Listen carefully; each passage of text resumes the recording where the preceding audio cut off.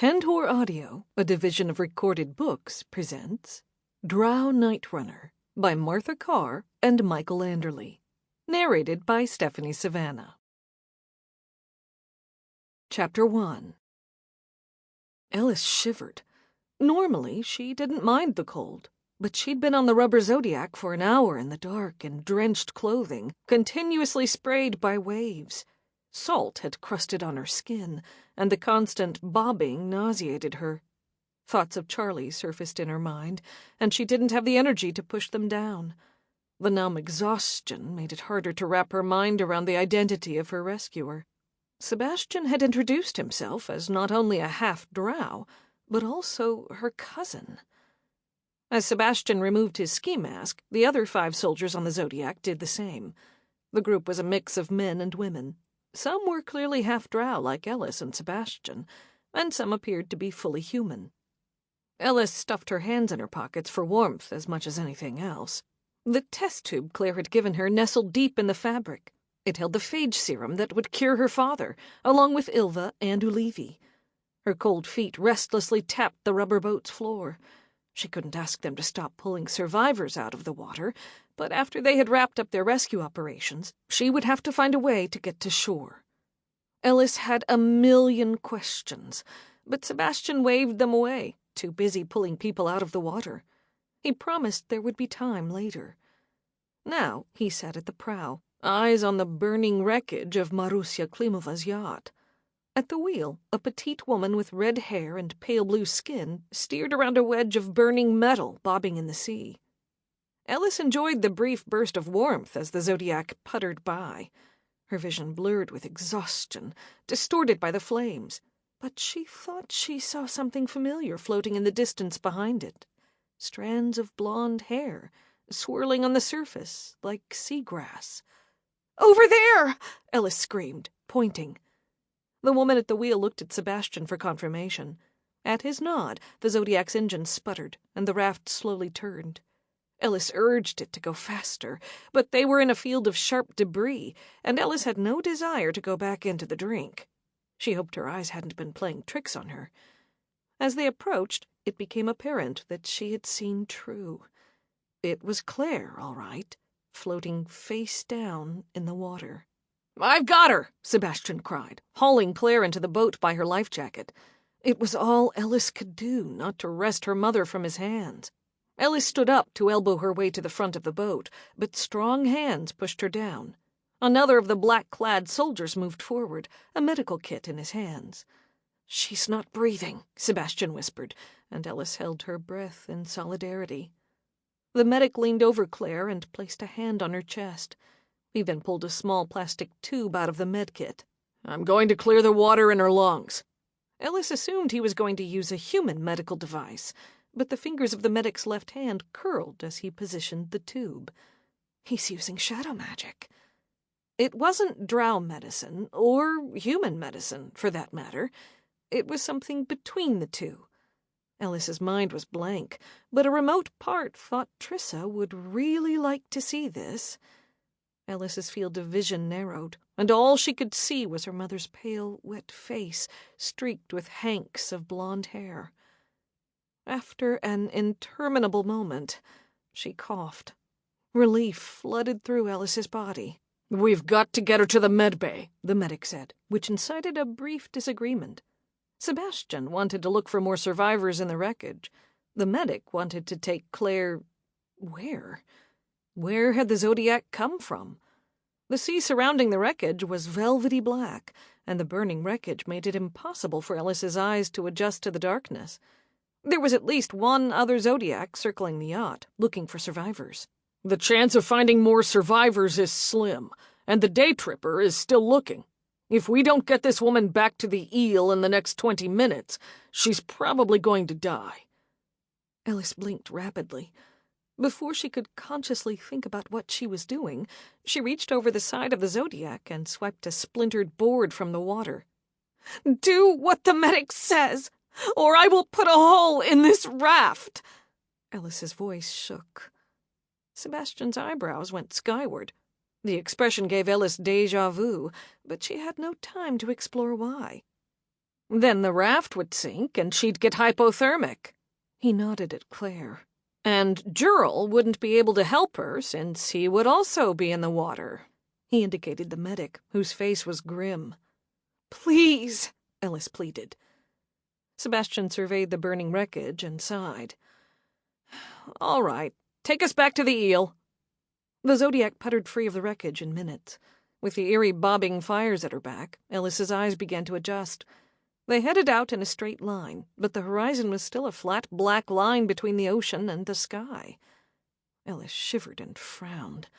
The air got colder, and the Zodiac puttered to a stop. Sebastian stood up, feet planted in a wide stance. "I'll open the gate." Goosebumps rose on Ellis's arms, and a chill spread into her bones. What gate? Her cousin, assuming that Sebastian had been telling the truth about that, raised his hands and drew a sigil in the air. Ellis felt briefly furious at her own lack of shadow magic.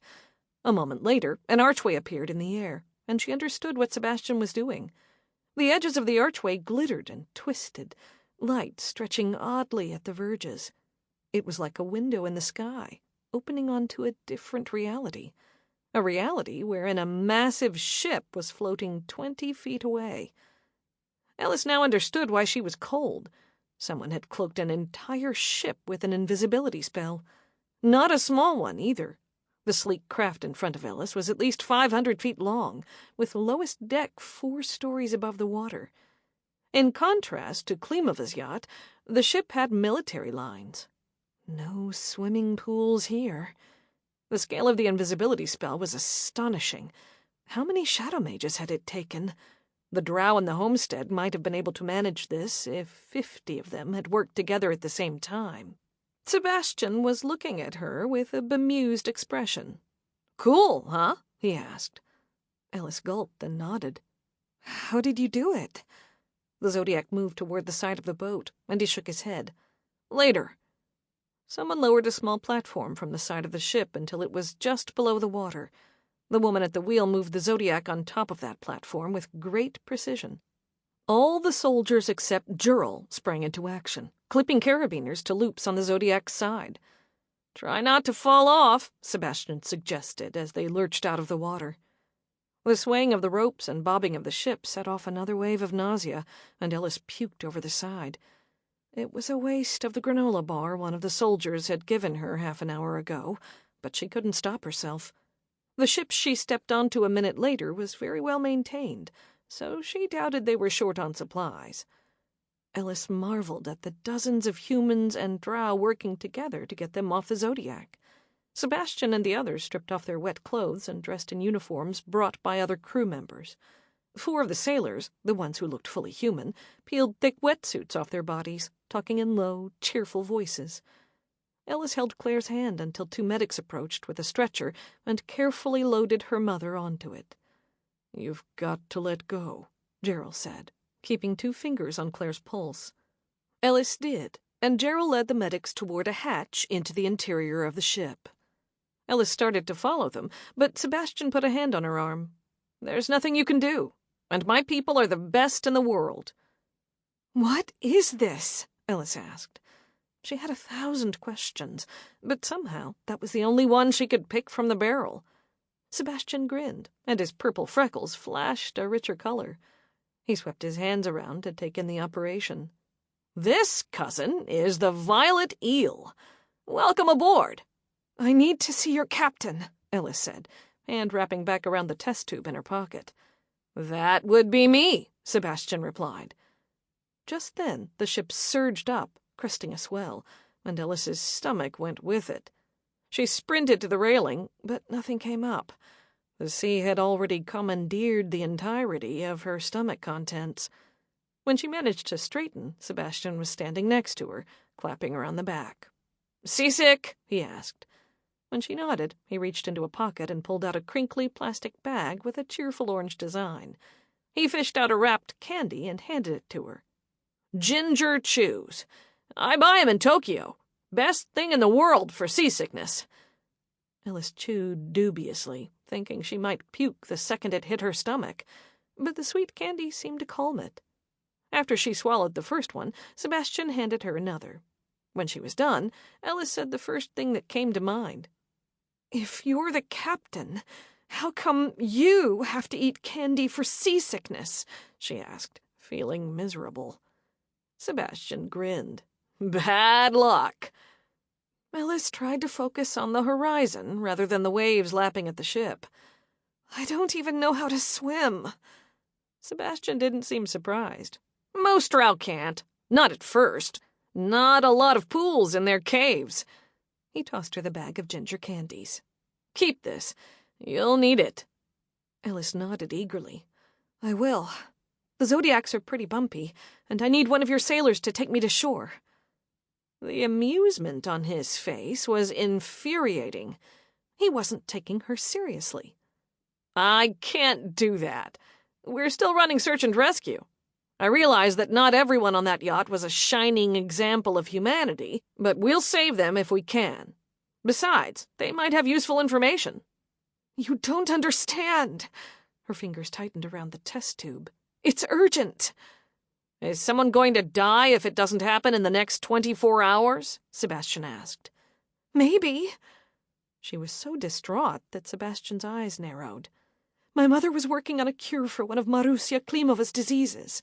My father is very sick. He's your uncle, if you've been telling the truth about us being cousins." She held the test tube out. She would have to trust him. Sebastian's eyes grew stormy. "Your mother was working on a bioweapon with Marusya Klimova." "That was the cover story, or at least it was a separate project," Ellis argued. The ginger candies had kick-started her appetite, and now she was nauseated and starving, as well as lightheaded. She didn't have time to explain the intricacies of Claire Burton's betrayals. An immortal god wouldn't have time for that, she thought wryly. "So, one of your mother's projects was an attempt to kill everyone on Earth, and the other one was a cure for a mysterious disease?" "Yes." Ellis was desperate. She had to believe the cure was real, since she had to believe her father would live. Sebastian looked at the test tube, spinning it between his fingers. "I'll have my science team take a look at this. If they assure me it's not a civilization-ending bug, then, well, we'll see." Ellis wanted to argue more, but Sebastian had made up his mind. His jaw was set, and his mind had moved on to other things. She couldn't swim to shore, and even if she could get one of the Zodiacs into the water, she wasn't sure she could drive it. She would play along for now, and if she needed to, she would make a move. Sebastian ushered Ellis along the deck. They passed a second Zodiac, whose crew of 6 was unloading the raft's contents onto the deck. They had laid out 3 bodies. Ellis, who knew they were dead the minute she saw them, veered toward them with trepidation. "Are you sure you want to look?" Sebastian asked. "I have to," Ellis said. She went to the smallest body first. It was Marusya Klimova. She looked smaller than Ellis remembered, shoeless and bedraggled. The world-killing anger that had animated her was gone, leaving skin and bones in its wake.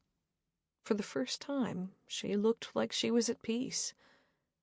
Ellis felt a little of that peace at the knowledge that Marusya was dead. The woman had been dangerous, and that danger was now over. Guilty relief flooded up Ellis's spine, and she turned her attention to the 2 other bodies. One was a Russian guard. The other was Gaspar. Ellis felt a stab of regret when she looked at his face, the same color as the ocean. She hadn't agreed with his choices, but he thought he was doing the right thing for his people. A second stretcher came onto the deck, and the black-clad soldiers loaded a small figure onto it. Ellis rushed over to see a wide-eyed Mirelle being carried away. "You should put a guard on her," Ellis told Sebastian, who had joined her at the second Zodiac. "Do you have light silk? She could be dangerous." "We've got all the toys," Sebastian said, his face grim. "We've been surveilling that yacht for weeks. Why do you think we torpedoed it?" Ellis put the pieces together. She remembered the dark shape she'd seen in the water an instant before the yacht exploded. Apparently, it had come from this ship. It was not like there was anyone else around. In light of this new information, Sebastian's shining armor looked rusty. She resolved not to trust him yet. "There were a lot of innocent people on that yacht. How did you know which ones you'd kill?" she asked loudly, and a few of the soldiers unloading the Zodiac gave her the side-eye. "We didn't," Sebastian replied, "but her project was very dangerous. We couldn't let it continue." "There was a Drow woman on the boat. Her name was Lola. I need to know if you found her," Ellis said. "She was one of the Drow separatists working with Marusya?" Ellis absorbed his question. It meant Sebastian knew quite a bit about what had been happening on the yacht. The Violet Eel hadn't just been looking at Marusya's yacht through a telescope. The ship had been listening to their conversations. Considering the cloaking technology Ellis had seen, it was even possible they'd had spies aboard. Lola was the leader of the separatist group. She had bright purple skin and pale lilac hair. Very distinctive. Sebastian nodded and pulled a handheld radio from his belt. He relayed Ellis's description and waited. The soldier on the other end said that none of the rescue boats had pulled anyone matching that description out of the water. "You have to send your people out again. If there was any chance she escaped." Sebastian glanced in the direction of the wreckage, which was just an orange glow on the horizon. The implication was clear. If Lola was out there, she was probably dead. "Hey, Val!" Sebastian called. A muscular woman with clipped red hair looked up from where she was coiling rope on the deck. She seemed to be in her late 30s or early 40s, and her arms were covered in nautical tattoos. As she walked over to Sebastian, she eyed Ellis with open distrust. "Are you up for going out again?" Sebastian asked. He relayed what Ellis had told him about Lola. "You think it's worth it?" Val asked, eyeing the burning wreckage. "No, but I'm trying to make a good impression on my cousin," Sebastian told her. Ellis snorted. He apparently didn't rule his ship with an iron fist. Val's wetsuit was in a pile on the deck. It did not look enticing, but she sighed and nodded. "We'll keep an eye out for anyone who is especially purple. And I get your dessert tonight." Sebastian grinned. "Fine by me." She barked an order to her crew, and they picked up the pace and reboarded the Zodiac, although not without grumbling. As the winch was about to lower the boat to the ocean, an older man came out onto the deck. Ellis stared. This was the first full Drow she had seen among the soldiers on the Zodiac or the crew who had pulled them onto the deck. The Drow ran up, gave Ellis a strange look, and pulled Sebastian aside. A moment later, the two men's voices disappeared. Ellis frowned. Their lips were moving, but not a single decibel of their conversation reached her. Neither had cast a muffling spell with shadow magic. Had someone else done it for them? She looked around, but couldn't identify a nearby mage. A blinking purple light drew Ellis's attention, and she saw that Sebastian was holding a device the size of a remote control. It had a glass bulb filled with swirling purple light on one end. Ellis's jaw dropped. It was unmistakably shadow magic, yet she could see it. Bouncing on her toes with excitement, Ellis reached for the nearest deep shadows, which happened to be a shaded spot beneath the winch. Nothing happened. Her shadow magic was as dead as ever. She looked back, and there it was again, swirling purple magic. Was it something about the glass? Was that what was casting the muffling spell? A moment later, Sebastian confirmed her suspicions, holding up the device and flicking off a switch. The swirling purple glow disappeared, and his voice came back into her ears. "Change in plans," he told Val, who had one leg in her wetsuit and was working on the second. Her expression turned homicidal. "I'm not jerking you around. Bring it in. We're going on red alert." Her irritation vanished, replaced by grim professionalism. "What's going on?" Ellis asked. Sebastian ignored her, but a red light began flashing on the deck, and a voice came over the speakers. "We're going mobile in T-minus 20, folks. Get your butts on the boards, since it might be rocky for a few minutes." Ellis's nausea deepened. As she reached into the bag for another ginger candy, she took comfort in the fact that her face was no longer at risk of turning bright red. Bye-bye, tomato face. Hello, cucumber face? Romaine lettuce face? Cilantro face? Thinking about food didn't help, so Ellis sprang into action. You can't just sail away. You have to find Lola. Sebastian sighed. 5 minutes ago, our radar picked up the USNS Samantha heading out to investigate the yacht fire. They'll be here in approximately 20 minutes. So? From what I've seen, there are a lot of powerful shadow mages on this ship. Can't you just make it invisible again? There's got to be someone here who can turn a little Zodiac invisible. There is, but that wouldn't solve the problem.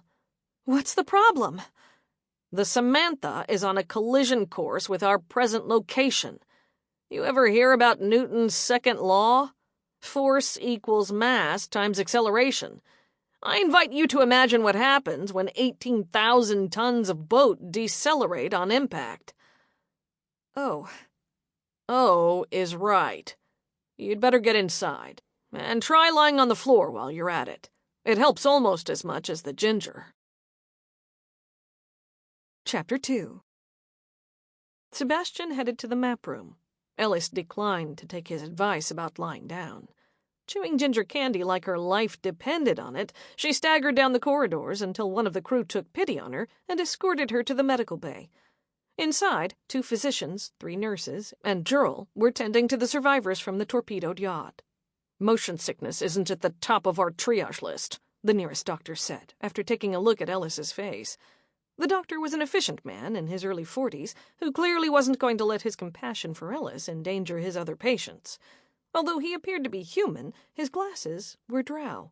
One of the lenses glowed with the purple light Ellis had seen on Sebastian's muffling device. Ellis shook her head. My mother. She's in here. Across the room, Jurl looked up from adjusting the drip on an IV. Ellis, your mom's stable, but she won't wake for at least another day. He introduced Dr. Moray, the chief physician, who barely looked up from his work. Ellis nodded, relieved. How are the others doing? I haven't lost anyone yet, Moray stated, and I won't unless you keep bothering me. Ellis nodded and returned to the hall, steeling herself for another move. Jurl ran after her. Here. He handed Ellis a small plastic bottle. She thought it was an airplane liquor bottle, but the fluid inside was a brownish green, and it was hand-labeled in permanent marker as MS-112. Ellis opened her mouth to ask about it, but the medic had left. Unscrewing the cap, she sniffed the contents. An earthy fungal smell wafted out. She recognized familiar scents from her father's potions, although there were other ingredients she couldn't get a handle on. Hoping that the MS stood for motion sickness, Ellis took a sip. Her nausea departed almost immediately. The rolling deck became an inconvenience rather than an assault, and she moved with a new confidence.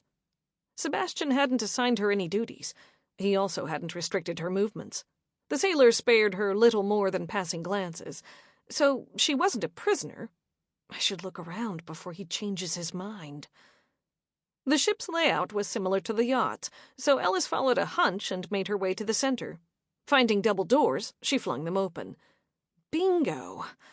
She'd found the lounge, or rec room, or whatever you called it on a ship. It was small, with threadbare, comfortable sofas surrounding a ping-pong table. Shelves with mesh covers displayed stacks of board games and novels. In the corner, 2 people were playing Battleship. You're new, a small East Asian woman stated bluntly, looking Ellis over. She had a sleek brown mohawk and introduced herself as Emily. They fish you out of the yacht? Ellis nodded. You must be the captain's cousin. He's been looking for you. The other man was a drow with classic marine blue skin and pale hair. I'm Rami. Isn't the boat on red alert? Ellis asked. Rami snorted. We're non-essential personnel. He and Emily exchanged bemused looks, and she added, We should let them cook for themselves sometime. See how long they last before they change that designation. Emily's caramel custard is essential to life, in my opinion, Rami offered. Hunger overtook Ellis, who was running on fumes, ginger candy, and whatever calories were in the motion sickness potion. You haven't got any snacks in here, have you? Saltines, maybe? Rami looked horrified. Saltines? Saltines? Would you ask Picasso for a finger painting?" "I would," Ellis replied. "I could sell an original Picasso finger painting for a lot of money." Rami groaned. "Ugh, saltines. Do you want dog food, too?" "Maybe gruel," Emily added. "If Rami and I work hard enough, I'm sure we can blend a flavorless paste of some kind." "Emily would never tell you this, but she used to have a Michelin star," Rami offered. "You'd have one too, well... "I'd have two if I was human." Rami grinned and focused on Ellis. "I've always wanted to share Drow cuisine with the world. There is no umami quite like the umami of a mushroom-stuffed croissant." Ellis's mouth watered. Operating on professional instinct, Emily tutted. "Look at us, jabbering about food while we let our guests starve. Come on, Rami, let's introduce her to the belly of the Violet Eel." They tearfully clambered to their feet and dragged Ellis out of the break room toward what she assumed was the mess hall. "Do you know what's in this?" Ellis asked, showing Rami the potion. "Not my sphere of knowledge. You'll have to ask Jurl. Seasick, No wonder your tank's empty. Well, now that you're feeling better, we'll fix that." Ellis smiled weakly, hoping she was up to a Michelin star meal. Gerald's wonder potion, as she had started to think of it over the last 15 minutes, was holding fast. The mess hall was a cozy, warm space near the engines, with an open kitchen at one end of a cafeteria. Rami pushed Ellis onto a bar stool, briefly conferred with Emily, and then announced they were making waffles. "The leftovers can go into the bread pudding for dinner tomorrow, so we'll be more ahead than behind." Emily nodded. As Ellis watched them work, good cheer took over her body. This was what she'd been trying to create at the outpost, and this strange ship full of humans and drow had appeared out of thin air, having already mastered it. "How?" Ellis started, before falling silent. Questions competed for space in her brain, creating a pressure that made her skull feel like exploding. "How is a start, but don't forget why and where."